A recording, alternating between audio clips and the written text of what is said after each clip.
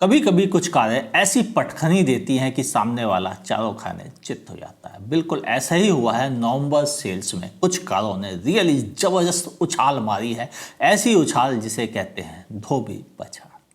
कौन सी वो कारें हैं जो टॉप पे आ गई और कौन सी वो है जो बिल्कुल पिछड़ गई। मैं हूं आपका होस्ट अमित और आप देख रहे हैं आस्क कार गुरु। शुरुआत करते हैं। 15 नंबर पर कौन सी कार है? 15 पोजीशन पे है फोर्ड, वही जिसने मैदान छोड़ दिया। पिछले साल 3,991 कारें बेची थी, इस साल जीरो की फिगर है। 14 नंबर पर है सिट्रन, 100 कारें बेची हैं इन्होंने, पिछले साल जीरो सेल्स फिगर्स थी। FCA जीप कंपास वाले 1052 यूनिट बेचे हैं, पिछले साल इन्होंने बेचे थे केवल 709 यूनिट, इनको भी बड़ी अच्छी ग्रोथ मिली है। और 12वें नंबर पर है स्कोडा, 2196 यूनिट, पिछले साल के मुकाबले काफ़ी अच्छी सेल्स फिगर रही है। इस बार इनकी लगभग दोगुनी सेल्स मिली है। MG 2481 यूनिट, पिछले साल के मुकाबले इनको 40% लॉस उठाना पड़ा। पिछले साल 4163 यूनिट बेचे थे इन्होंने। 10th पोजीशन पर है निसान, 2651 यूनिट, पिछले साल के मुकाबले 160% की ग्रोथ मिली है। जबरदस्त ग्रोथ है, मैग्नेट ने धमाल मचा दिया। 9th पोजीशन पे है फॉक्सवैगन, 3154 यूनिट, पिछले साल के मुकाबले इनको 123% की ग्रोथ मिली है thanks to Taigun. 8th position पे रेनो, 5052 यूनिट, पिछले साल के मुकाबले 50% सेल रह गई है, पिछले साल थी 10181 यूनिट। ट्राइबर और टाइगर, ट्राइबर की सेल्स का असर यहाँ दिखता है। 7th पोजीशन पर होंडा, 5457 यूनिट, पिछले साल इन्होंने बेचे थे 9990 यूनिट, यानी 45% का लॉस उठाना पड़ा है इनको भी मार्केट में। 6th पोजीशन पर है टोयोटा, 13002 यूनिट, पिछले साल के मुकाबले इन्होंने 52% ज़्यादा कारें बेची हैं। 5th पोजीशन पर है किया मोटर्स, 14214 यूनिट, पिछले साल के मुकाबले 32% सेल गिरी है, लेकिन उसके बावजूद यह अभी भी 5th पोजीशन पर मौजूद है। 4th पोजीशन पर है महिंद्रा, 19400 यूनिट, पिछले साल के मुकाबले 8% की बढ़त मिली है इनको। 3rd पोजीशन पर है टाटा मोटर्स, 29780 यूनिट, पिछले साल के मुकाबले 37% की ग्रोथ मिली है इनको। 2nd पोजीशन पर है हुंडई, 37001 यूनिट, पिछले साल के मुकाबले 24% सेल गिर गई है। 1st पोजीशन पर है मारुति सुजुकी, 1,09,722 यूनिट, पिछले साल के मुकाबले 19% सेल गिरी है और अब इनका मार्केट शेयर रह गया है 44.7%, जबकि पिछले सालों में इनका मार्केट शेयर लगभग 50% के आसपास था। ग्रेट। अब बढ़ते हैं कौन सी टॉप 25 कार्स हैं उनके बारे में।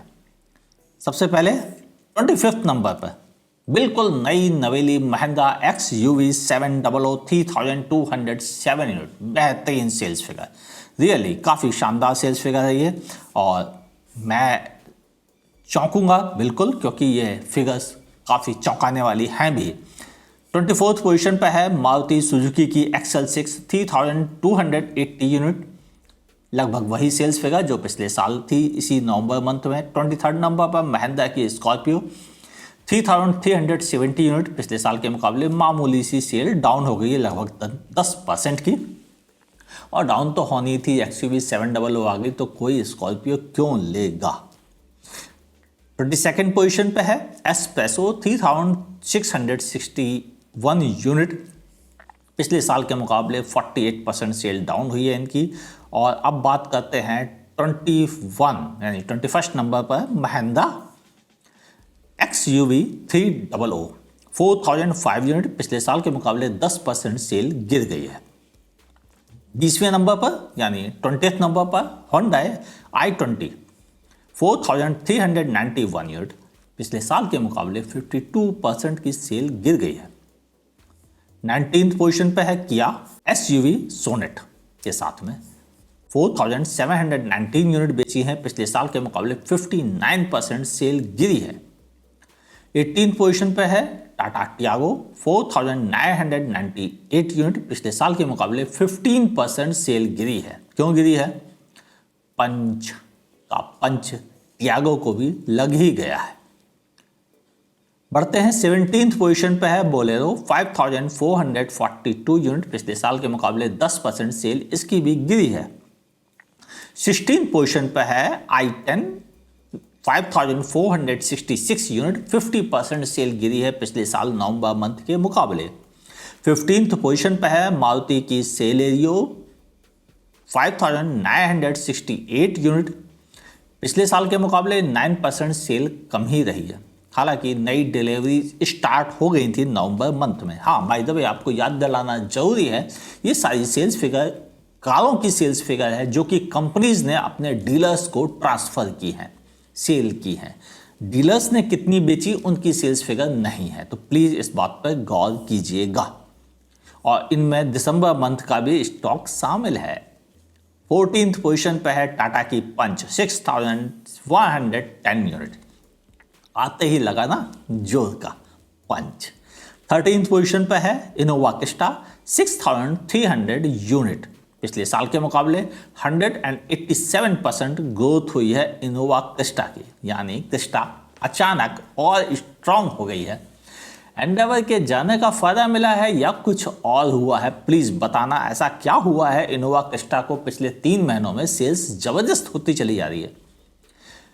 12th पोजीशन पर है Hyundai Venue 7932 यूनिट, पिछले साल के मुकाबले 14% की सेल गिरी है। गिरे तो सभी हैं, तो वेन्यू क्यों नहीं। 11th पोजीशन पर है डिजायर 8196 यूनिट, पिछले साल के मुकाबले 39% सेल गिरी है। 10th पोजीशन, हाँ यहीं से स्टार्ट हो जाता है गर्मा गर्म मसालेदार खेल। मारुति सुजुकी की आर्टिगा 8752 यूनिट, पिछले साल के मुकाबले 8% की सेल इसकी भी गिरी है। 9th पोजीशन पर है सेल्टॉस 8859 यूनिट, पिछले साल के मुकाबले मामूली 4% की सेल गिरी है। 8th पोजीशन पर है इको 9571 यूनिट, पिछले साल के मुकाबले 14% सेल इसकी भी गिर गई है। अब बात करते हैं 7th पोजीशन पर है टाटा की नेक्सॉन। हाँ, यह बढ़ती जा रही है, 10वें नंबर से अब 7वें नंबर पर पहुंच गई। 9831 यूनिट, पिछले साल के मुकाबले 63% की ग्रोथ मिली है। अच्छी कारों पर हम इंडियंस थोड़ा देर से भरोसा करते हैं। आपको याद हो 2017 में मैंने car of the year award Nexon को दिया था। अब जाके लोगों को रिकॉग्नाइज हुआ कि यह एक शानदार कार थी, समझे कि 2017 से लेकर 2021 में जाकर लोग रिकॉग्नाइज कर पाए कि सच में शानदार कार थी। अब जाके इसकी सेल को पंख लगे हैं। 6th पोजीशन पर है मारुति की बलेनो 9931 यूनिट, पिछले साल के मुकाबले 44% सेल गिर गई है।